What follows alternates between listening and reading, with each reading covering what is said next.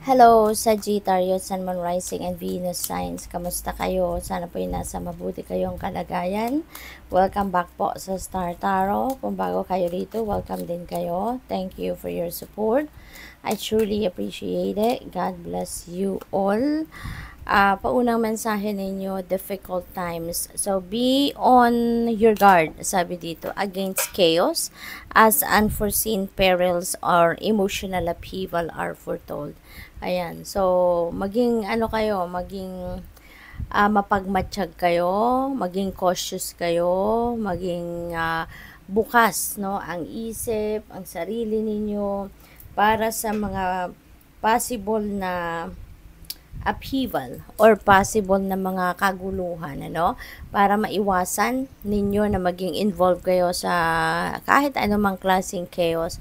Dapat lagi kayong makikinig, no, sa inyong intuition, kasi it will always guide you, it will always give you a signal kung kailangan ninyong iwasan ng isang tao or the person that you are dealing with, or iwasan ng isang sitwasyon, iwasan ng mga pagkikita ng kung kanino man, no? Or any situation, ano, you will be guided, no, ng inyong intuition. Kaya pakinggan ninyo ito lagi, kasi maaaring pa ninyong maiwasan ang mga ganong bagay. May iwasan pa ninyo mga kaguluhan, mga away, mga diskusyon, or dealings with people, no, na alam mong gulo lang ang hatid sa buhay ninyo. Okay? So, what else? We have sexuality. Existing relationships could find a new passion and heightened sexual attraction. Ayan. So, baka ngayon, mas magkakaroon kayo ng panahon para sa isa't isa, no? At mas magiging sweet kayo sa bawat isa, romantic, mas magkakaroon kayo ng more time, no, quality time with each other, no, ng inyong person. Opportunities for marriage and good family life are strong also, you know. So baka ang iba sa inyo dito baka magpapakasal na, baka magdedesisyon ng magpakasal, no. And if you are single though, sabi dito, mag-ingat kayo, beware of temptation that could lead to trouble. Ayan, so baka kung single kayo, no, mag-ingat din kayo. Be aware, no, of your dealings with other people, kasi baka meron ditong sitwasyon na baka kayo ay ma-involve kunyari sa mga indecent proposal or any kind of involvement, no, sa trouble. Meron din ang iba sa inyo dito talaga manganganak din, no. A child will also bring great joy. So pwedeng merong manganganak, or baka mas ma-appreciate ninyo ngayon yung mga bata, no, mas ma-appreciate ninyo ngayon yung anak ninyo kung meron na kayong anak, no. Baka meron ditong magbibigay ng mas maraming oras, no, nakasama, or magi-enjoy kasama yung mga bata. We have reflection. Friendship in your life may come to an end. Others could blossom and become stronger. Ayan. So, baka meron mga friendship dito na magtatapos, no? Maaring merong friendship dito that is coming to an end, kasi maaari na meron kayong gagawin examination, kumbaga, sa sarili ninyo, evaluation, ano, ng inyong mga kaibigan. Baka ngayon may mga sitwasyon na makikita ninyo kung sino yung tunay na kaibigan sa inyo, sino yung totoo, yung loyal, yung honest, yung sincere sa'yo. At baka makita nyo din ngayon kung sino yung, sabihin na nating, nagpapanggap lang, no, na kaibigan ninyo, or nagpapanggap lang na concerned sa'yo bilang kaibigan, pero yun pala, no, baka meron lang hidden agenda, baka meron lang siyang sadya sa inyo, or meron lang siyang kailangan sa inyo, no. So pwedeng ganun ang sitwasyon. It is also possible, no, na ang iba sa inyo talaga tatanggalin nyo na yung ibang tao dyan, ibang kaibigan na tinuring ninyong kaibigan, baka yan ay tatanggalin nyo na sa buhay ninyo, no. We have positive work outcomes. Consistent efforts will bring rewards, and a major purchase is worth making.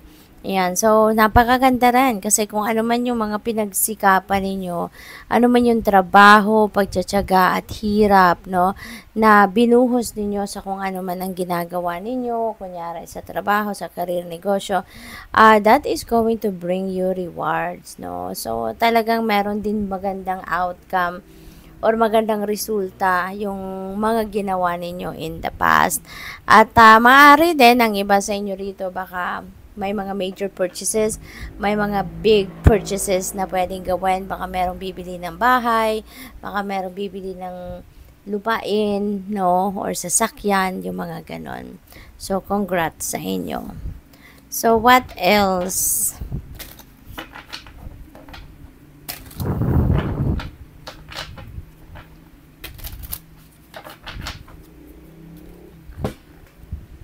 We have Three of Swords. Ayan, so Sag, this is heartache and heartbreak. Pwedeng recently lang ito, no? Pwedeng recently. Pwede rin na, siguro matagal na to nangyari. Pero, ngayon, parang, baka na-remind na naman kayo nito, no? Pwedeng matagal na to nangyari, nagtatry na sana siguro kayong mag-move on, ano, from this. Pero ayan, muling dumudugo, no, ang puso ninyo. Kasi maaaring, meron na namang nakapagkwento sa'yo, meron na namang, or baka meron kayong nakita na naman, na tao na maaaring link doon sa kung ano man ang nangyari rito, ano man ang naging dahilan, no, ng heartbreak na to. So, anything or anyone na involved dito, maaaring nakita mo ulit, no? Or baka meron kang narinig na mga salita from them, or baka meron ka na namang nalamang mga katotohanan or additional mga impormasyon, no, na talaga ngayon naiiyak na naman kayo, na ngayon parang pinipiga na naman, no, yung puso ninyo at kaya ito parang dumudugo-dugo na naman. What else? We have Queen of Cups. Ayan, so there could be someone dito na very supportive of you, you know, sa mga pinagdaanan ninyo sa buhay na hirap, pinagdaanan ninyo sa buhay na mga emotional troubles, maaaring kung sino man ito sa buhay ninyo, si Queen of Cups, lagi siyang nandiyan para sa'yo. Lagi siyang nandiyan para damayan ka, tulungan ka, sa kung ano man ang mga pinagdadaanan mo. 'Di ba? Baka lagi siyang nandiyan para iyakan mo, yung ganun ba, no? Pwedeng nanay mo yan, pwedeng grandma mo, auntie mo, pwedeng ganun, or isang kaibigan na emotionally matured na, 'di ba? Na lagi siyang nandiyan para sa iyo. What else? We have Knight of Cups. Baka merong mag-a-apologize sa iyo, Sagittarius. Baka kung sino man siguro nakapagdulot dito ng sama ng loob sa inyo, sakit ng kalooban ninyo ng kung kailan man ito nangyari, baka ngayon, no, baka mag-offer na siya ng, baka makapag-reconcile sa'yo, or baka hihingi siya ng tawad sa'yo, yung ganon, no? Or, pwede rin naman na hindi related dito, pwede rin naman na ibang sitwasyon, no, ang nangyari between you and that person, pero there is someone, no? There is someone na pwede nang hihingi ng inyong kapatawaran sa ngayon. Pwede rin na ang iba sa inyo dito may offer of love, no? Merong sexuality energy tayo, baka merong, alam mo yun, maging aware, anong tawag dito, maging vigilant ka at maging observant ka, no? Talasan mo ang inyong pakiramdam kasi you never know, baka ang gusto ng taong ito na merong makikipag-date sa'yo, merong mag-aaya sa'yo makipag-date, manliligaw, magpapakita ng romantic interest sa'yo. So, mag-iingat ka, no? Mag-iingat ka at maging matalino ka sa pag-deal with this person. Okay? Tignan ninyo yung totoong layunin ng taong ito sa inyo. Okay? Huwag masyadong magtitiwala agad-agad. We have Six of Pentacles, may windfall of money na dadating sa inyo, Sagittarius. Merong paparating na pera, and this could come from various sources. Pwedeng merong magbabayad sa inyo ng utang kung merong may pagkakautang sa'yo. Pwedeng Pwedeng magbabayad ng utang, pwedeng meron ditong magreregalo sa'yo, baka meron ditong paparating na pera na galing sa trabaho, depende, no? Baka may bonus, yung mga ganon ba? But definitely, this is a time for prosperity.